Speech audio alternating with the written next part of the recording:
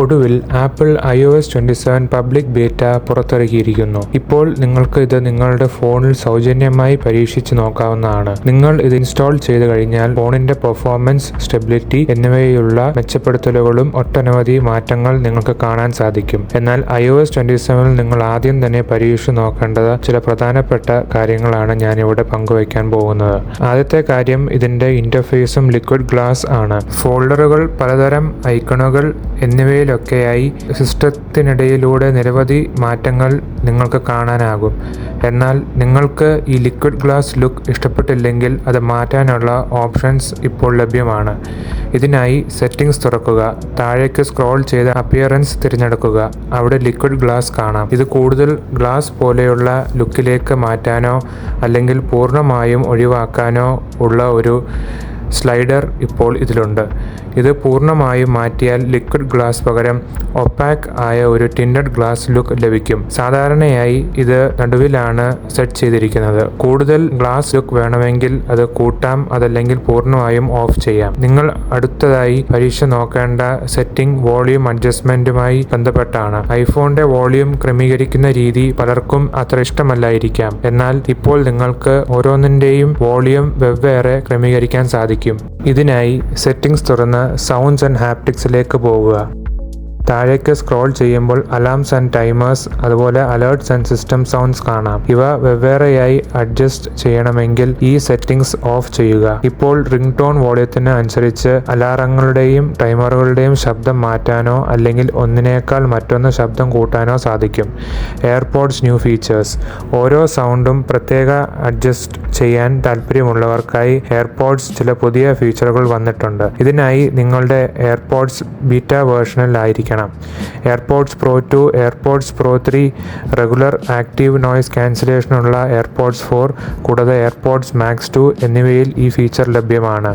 നിങ്ങൾ ഈ ബീറ്റ ഉപയോഗിക്കുകയാണെങ്കിൽ സെറ്റിംഗ്സിൽ താഴെ കാണുന്ന എയർപോഡ്സ് ബീറ്റ അപ്ഡേറ്റ്സ് എനേബിൾ ചെയ്ത് അപ്ഡേറ്റ് ആക്കാൻ കാത്തിരിക്കുക. നിങ്ങളുടെ AirPods settings, audio and routing എന്നത് കീഴിൽ പോയാൽ ഒരു ഈക്വലൈസർ ഓപ്ഷൻ കാണാം. ഇപ്പോൾ നമുക്ക് EQ അഡ്ജസ്റ്റ് ചെയ്യാൻ സാധിക്കും. വളരെ വലിയ തോതിൽ അഡ്ജസ്റ്റ് ചെയ്യാൻ കഴിയുന്നില്ലെങ്കിലും ലോ, മിഡ്സ്, ഹൈ എന്നിവ അഡ്ജസ്റ്റ് ചെയ്യാനും റീസെറ്റ് ചെയ്യാനും സാധിക്കും. ഞാൻ വോളിയം കുറച്ച് പ്ലേ ചെയ്താൽ ഇത് റിയൽ ടൈമായി മാറുന്നത് നിങ്ങൾക്ക് കാണാൻ സാധിക്കും. ഇപ്പോൾ ചില അധിക ക്രമീകരണങ്ങൾ കൂടി വന്നിട്ടുണ്ട്. ഇത് നോയ്സ് ക്യാൻസലേഷൻ കൂടുതൽ അടുപ്പിക്കാനോ അല്ലെങ്കിൽ കുറച്ചുകൂടി ട്രാൻസ്പെറൻ്റ് ആക്കാനോ സാധിക്കും.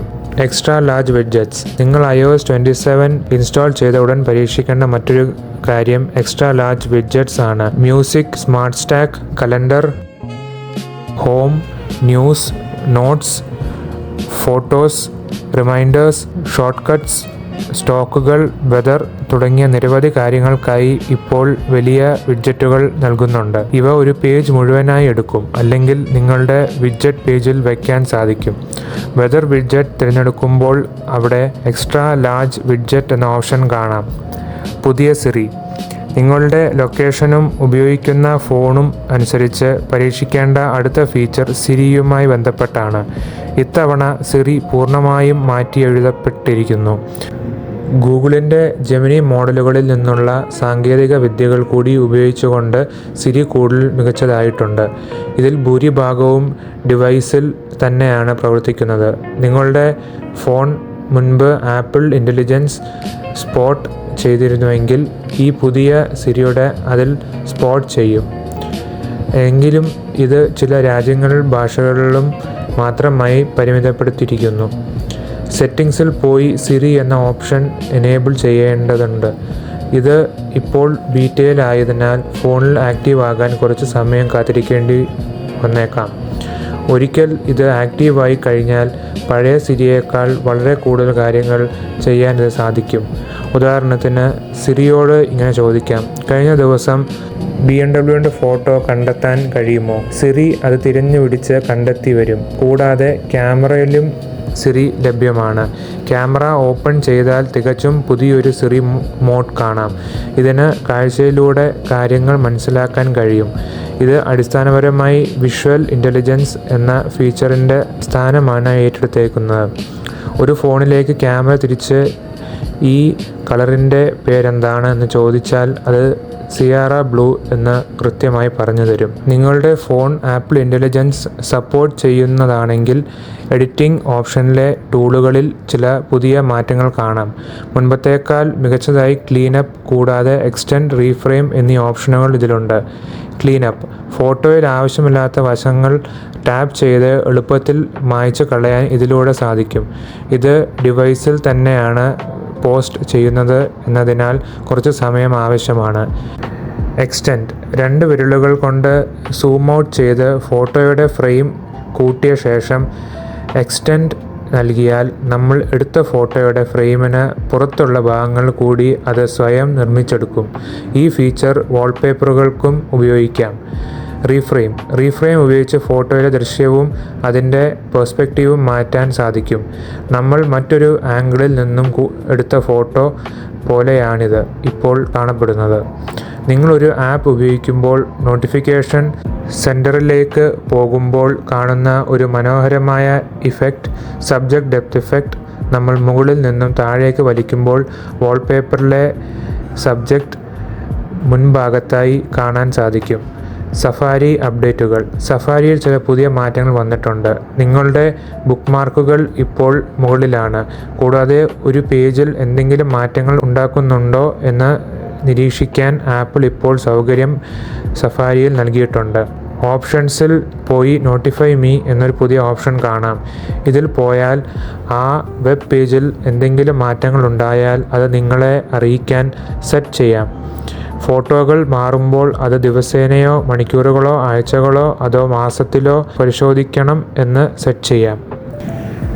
ഷോർട്ട് കട്ടിൽ ചില പുതിയ ഓപ്ഷനുകൾ വന്നിട്ടുണ്ട്. പുതിയ ഷോർട്ട് കട്ട് നിർമ്മിക്കാൻ ഒരു പ്ലസ് ബട്ടൺ ഉണ്ട്. ഇതിലൂടെ സാധാരണ ഭാഷയിൽ സംസാരിച്ചുകൊണ്ട് തന്നെ ഷോർട്ട് കട്ടുകൾ നിർമ്മിക്കാൻ സാധിക്കും.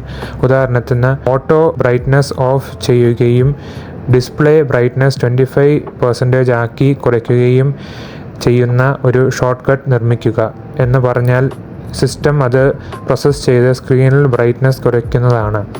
എപ്പോഴും ഈ ഇൻ്റർഫേസ് കാണാൻ താല്പര്യമില്ലെങ്കിൽ ഷോർട്ട് കട്ട് സെറ്റിംഗ്സിൽ പോയി ഡിസ്ക്രൈബ് എ ഷോർട്ട് കട്ട് അല്ലെങ്കിൽ എഡിറ്റർ എന്ന ഓപ്ഷൻസുകൾ തിരഞ്ഞെടുക്കാം.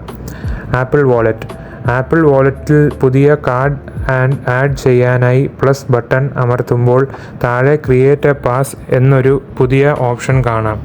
വിഷ്വൽ ഇൻ്റലിജൻസ് ഉപയോഗിച്ചോ അല്ലെങ്കിൽ വിവരങ്ങൾ നേരിട്ട് നൽകിയോ ടിക്കറ്റുകൾ, മെമ്പർഷിപ്പുകൾ എന്നിവയ്ക്കുള്ള പാസുകൾ ഉണ്ടാക്കാൻ ഇതിലൂടെ സാധിക്കും. ഡിജിറ്റൽ ID ഇല്ലാത്ത മെമ്പർഷിപ്പുകൾക്ക് ഇത് ഏറെ ഉപകാരപ്പെടും. ഉദാഹരണത്തിന് ജിം മെമ്പർഷിപ്പ്. മെസ്സേജ് ആപ്പിൾ പോയി മാറ്റാൻ സാധിക്കുന്ന മറ്റൊരു കാര്യം വോയിസ് ഡിക്റ്റേഷൻ ഐക്കണാണ്. അബദ്ധത്തിൽ പ്രസ് ആകുന്നവർക്ക് ഇത് മാറ്റാൻ ഇപ്പോൾ ചില പുതിയ ഓപ്ഷനുകൾ വന്നിട്ടുണ്ട്. മെസ്സേജസ് സെറ്റിംഗ്സിൽ പോയി താഴേക്ക് സ്ക്രോൾ ചെയ്താൽ ഷോ ഇൻ ടെക്സ്റ്റ് ഫീൽഡ് കാണാം. ഇതിൽ സാധാരണ വോയിസ് ഡിറ്റക്ഷന് പകരം റെക്കോർഡ് ഓഡിയോ ആക്കിയാൽ വോയിസ് മെസ്സേജുകൾ റെക്കോർഡ് ചെയ്ത് അയക്കാൻ സാധിക്കും. അല്ലെങ്കിൽ ഇത് പൂർണ്ണമായും ഒഴിവാക്കാം. Landscape mode. പല ആപ്പുകളിലും ലാൻഡ്സ്കേപ്പ് മോഡ് തിരികെ വന്നിട്ടുണ്ട്. ഉദാഹരണത്തിന് മ്യൂസിക് ആപ്പിലോ പോഡ്കാസ്റ്റിലോ പാട്ട് കേൾക്കുമ്പോൾ ഫോൺ ചരിച്ചാൽ പുതിയ ലാൻഡ്സ്കേപ്പ് രൂപം കാണാം.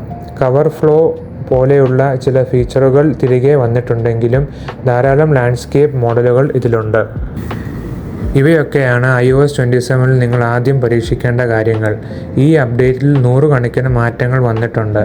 അവയിൽ ഭൂരിഭാഗവും ഫോണിൻ്റെ സ്ഥിരതയും പ്രകടനവും മെച്ചപ്പെടുത്തുന്നതാണ് പ്രാധാന്യം നൽകുന്നത്. നിങ്ങളുടെ പ്രിയപ്പെട്ട ഫീച്ചർ താഴെ കമൻറ്റ് ചെയ്യുക. ചാനൽ ഇതുവരെ സബ്സ്ക്രൈബ് ചെയ്തിട്ടില്ലെങ്കിൽ സബ്സ്ക്രൈബ് ചെയ്യുക. വീഡിയോ ഇഷ്ടപ്പെട്ടെങ്കിൽ ലൈക്ക് ചെയ്യുക.